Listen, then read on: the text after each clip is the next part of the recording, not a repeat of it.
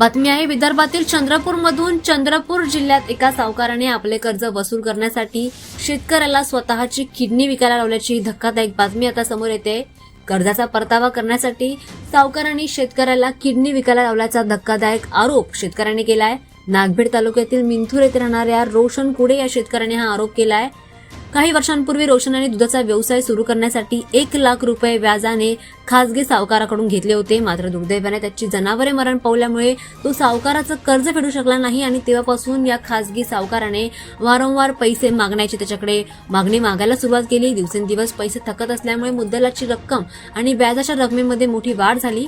त्यामुळे शेवटी या सावकाराने पैसे फेडण्यासाठी शेतकऱ्याला त्याची किडनी विकण्याचा सल्ला दिला आणि त्या सावकाराच्या सल्ल्यानेच रोशन कुठेने शेतकऱ्याने आधी कोलकाता आणि नंतर कंबोडिया येथे जाऊन त्याची किडनी 8 लाख रुपयांना विकली. सावकारामुळेच माझ्यावर ही वेळ आल्याचा आरोप करत पीडित शेतकऱ्याने सावकारावर कारवाईची मागणी केली आहे. या घटनेमुळे राज्यामध्ये खळबळ उडाली आहे. मात्र आता यावर सरकार काय कारवाई करणार हे पाहणं महत्त्वाचं ठरणार.